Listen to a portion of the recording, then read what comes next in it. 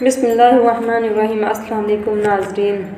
ناظرین، مسلمانوں کے قبلہ اول مسجد اقصیٰ کی تاریخ 5000 سال پرانی ہے۔ یہ زمین پر بنائی جانے والی دوسری مسجد تھی۔ یہ تیسرے اہم ترین مسجد کی سی حیثیت رکھتی ہے۔ اس مسجد کو خانہ کعبہ کی تعمیر کی تقریباً 40 برس کے بعد تعمیر کیا گیا، جس کا آج کل رقبہ تقریباً 1,44,000 مربع میٹر ہے اور اس میں 5 لاکھ سے زیادہ لوگ نماز ادا کر سکتے ہیں۔ مسجد اقصیٰ مختلف ناموں سے جانی جاتی ہے، جیسا کہ اس کو بیت المقدس، مسجد قبلہ، مسجد مروانی، مقام براق، دیوار براق، دیوار گریہ اور حرم شریف کے ناموں سے بھی جانا جاتا ہے۔ لیکن یروشلم شہر میں موجود اس خاص مسجد کی تاریخ آخر ہے کیا، اس کو کس نے بنایا اور یہ کن کن حالات سے گزرتے ہوئے آج کے دور تک پہنچی ہے؟ آج کی اس ویڈیو میں ہم مسجد اقصیٰ کی تاریخ حضرت آدم علیہ السلام سے لے کر آج کے دور تک کے بارے میں ڈسکس کریں گے۔ روایت میں آتا ہے کہ حضرت آدم علیہ السلام نے مسجد اقصیٰ کو سب سے پہلے خانہ کعبہ کی تعمیر کے 40 برس کے بعد بنایا تھا۔ جناب آدم علیہ السلام کے بعد یہ مسجد نوح علیہ السلام کے دور تک ایسی ہی آباد اور موجود رہی، اور پھر طوفان نوح کے بعد باقی تمام دنیا کی طرح یہ مسجد بھی منہدم ہو گئی۔ اس کے بعد حضرت عیسیٰ علیہ السلام کی آمد سے 3000 سال پہلے اس مقدس شہر کو کنعان کے لوگوں یعنی پیوسیوں نے آ کر یہاں پر آباد کیا تھا، اور اس سرزمین کا نام فلسطین بھی انہی سرزمین کے لوگوں نے رکھا تھا۔ یہ لوگ یہاں پر کئی ہزار سالوں تک قیام پذیر رہے، اور حضرت ابراہیم علیہ السلام کے آنے سے پہلے انہی پایوسیوں نے مسجد اقصیٰ کی تعمیر نو کا کام بھی کیا تھا۔ جناب ابراہیم علیہ السلام نے اپنے بیٹے اسماعیل علیہ السلام کے ساتھ خانہ کعبہ اور پھر اپنے دوسرے بیٹے حضرت اسحاق کے ساتھ مل کر مسجد اقصیٰ کی تعمیر کا کام کیا، اور انہیں حضرت اسماعیل علیہ السلام کی اولاد مسلمان اور حضرت اسحاق علیہ السلام کی اولاد آگے چل کر یہودی کہلائی۔ مسجد اقصیٰ اس کے بعد حضرت اسحاق علیہ السلام کے کنٹرول میں گئی، جنہوں نے اس پاک در کا خیال رکھا۔ حضرت اسحاق علیہ السلام سے بعد میں ایک بیٹا پیدا ہوا جو کہ یعقوب کے نام سے جانے جاتے ہیں، اور ایک پیغمبر بھی ہیں۔ حضرت یعقوب علیہ السلام کے 12 بیٹے تھے، جن میں سے ایک کا نام یوسف تھا۔ انہی یوسف علیہ السلام کو اللہ تعالیٰ نے نہ صرف نبوت عطا کی بلکہ کافی شان و شوکت اور عزت سے بھی نواز کر مصر کے قید خانوں سے اسے ملک کا بادشاہ بھی بنا دیا۔ حضرت یوسف علیہ السلام کے ہی دور میں حضرت یعقوب اور جن کے باقی بیٹے فلسطین سے آ کر مصر میں آباد ہو گئے، اور یوسف علیہ السلام کے چند سالوں بعد اللہ تعالیٰ نے اپنے ایک اور پیغمبر یعنی حضرت موسیٰ علیہ السلام کو نبی بنا کر مصر میں بھیجا، تاکہ آپ یعقوب علیہ السلام کی اولاد کو فرعون سے بچائیں اور بنی اسرائیل کو صحیح راستے کی ہدایت کا کام کر سکیں۔ لہٰذا بنی اسرائیل حضرت موسیٰ علیہ السلام کے ساتھ فرعون سے بچ کر مصر سے نکلے، اور یوں بنی اسرائیل ایک بار پھر سے فلسطین میں آ کر رہنے لگے۔ اس کے بعد داؤد علیہ السلام کا دور آیا، اور انہوں نے پھر سے مسجد اقصیٰ کی تعمیر کا کام شروع کیا، کیونکہ اس وقت صرف چند کھنڈرات کا ایک حصہ رہ چکے تھے۔ حضرت داؤد علیہ السلام نے مسجد کی تعمیر کا کام شروع تو کیا، مگر وہ اپنی زندگی کے اندر اس کو مکمل نہ کر سکے،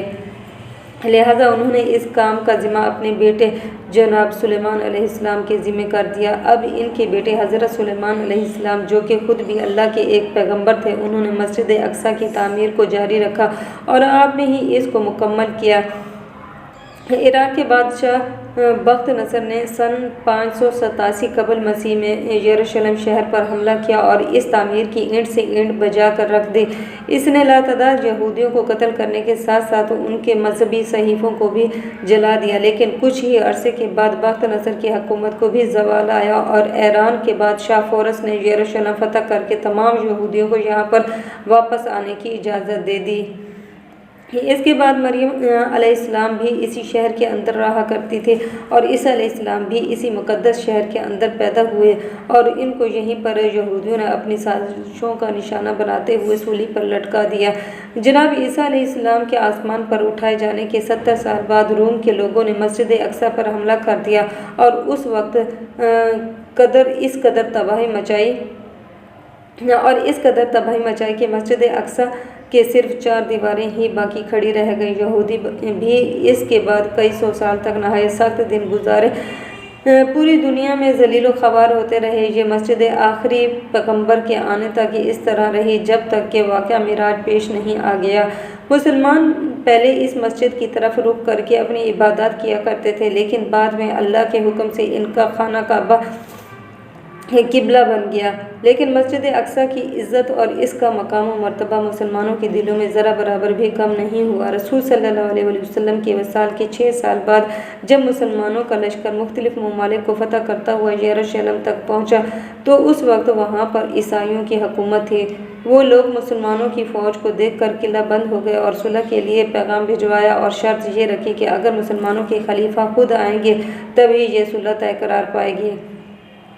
लिहाजा इस वक्त के खलीफा यानी हज़रत उमर फ़ारूक की इस शहर के तक़द्दुस का ख्याल करते हुए खुद चलकर आए और बैतुल मुक़द्दस के हुक्मरान ईसाइयों के साथ मुआहदा करके इनको ये अमान नामा दिया और इस शहर के अंदर अमन व अमान को ऐसे ही कायम रखा। इस माहदे के बाद हज़रत उमर बैतुल मुक़द्दस के अंदर दाखिल हुए और यहाँ पर 2 रकात नमाज अदा की और फिर यहाँ एक मस्जिद बनवाने का हुक्म दिया, जो कि इससे पहले मुनहद्दम और सिर्फ मिट्टी का एक ढेर बन चुकी थी। लिहाजा बनु उमैया के एक खलीफा जिसका नाम अब्दुल मलिक बिन मरवान था, इसने खलीफा के हुक्म पर मस्जिद को दोबारा से बनवाने का काम शुरू किया। बाद में मुख्तलिफ इस्लामी बादशाहों ने मुख्तलिफ अदवार में इसकी मरम्मत और तोसी का काम जारी रखा और उसके अलावा इन्होंने एक और वसी और आलीशान इमारत भी कायम करवाई जिसका नाम गुंबद सुगरा रखा, चूँकि इस वक्त ये सुनहरे गुंबद वाली इमारत है। साल 1099 में ईसाइयों की सलीबी अफवाज ने इस मस्जिद पर हमला करके इस पर कब्ज़ा कर लिया और मुसलमानों को यहाँ से कत्ल करके भगा दिया, जिसके बाद नूरुद्दीन ज़ंगी बादशाह ने मस्जिद अक्सा को वापस लेने के लिए मुहिम का आगाज़ किया, लेकिन वो अपनी ज़िंदगी के अंदर ऐसा नहीं कर सके। लिहाजा इसके बाद सुल्तान सलाहुद्दीन अयूबी जब बादशाह बने तो उन्होंने साल 1087 में सलीबी अफवाज को शिकस्त दी और यरूशलेम शहर को मुसलमानों के लिए एक बार फिर से आज़ाद करवा लिया। इसके बाद साल 1918 तक सब कुछ ठीक ही रहा और फिर बरतानवी हुकूमत ने यरूशलेम शहर को मुसलमानों से छीन कर इसको अपने कब्ज़े के अंदर ले लिया। बरतानिया के कब्ज़े में ये शहर आने की देर थी कि यहूदी यहाँ पर तेज़ी से आकर आबाद होने लगे, क्योंकि बाकी दुनिया में इनको जुल्म व अज़ियत का सामना करना पड़ता था। चंद ही सालों में एक बहुत बड़ी तादाद में यहूदी यहाँ पर आकर रहने लगे और फिर साल 1948 में यहूदियों ने इसी जगह पर अपने एक यहूदी इस अर्ज़ मुक़द्दस पर अलग मोल यानी इसराइल के क़याम का ऐलान कर दिया। बस वो दिन है और आज का दिन यहूदी इस अर्ज़ मुक़द्दस की सरज़मीन पर मुसलसल कब्ज़ा करते ही चले जा रहे हैं और आज इन्होंने असल फ़लस्तीन को सिर्फ एक छोटे से इलाके तक महदूद करके तकरीबन पूरे ही मुल्क पर अपना कब्ज़ा जमा रखा है। यहूदी, ईसाई और मुसलमान तीनों ही मुक़द्दस ज़मीन पर अपनी अपनी मलकियत ज़ाहिर करते हैं और कोई भी इस सरज़मीन को छोड़ने के लिए बिल्कुल ही तैयार नहीं है और यही वजह है कि इस अर्ज़े मुक़द्दस को लेकर लड़ाई झगड़े और तबाहियाँ किसी भी सूरत रुकने का नाम नहीं ले रही हैं। दोस्तों, अगर आपको ये वीडियो पसंद आई है तो इसे लाइक करें, शेयर करें और सब्सक्राइब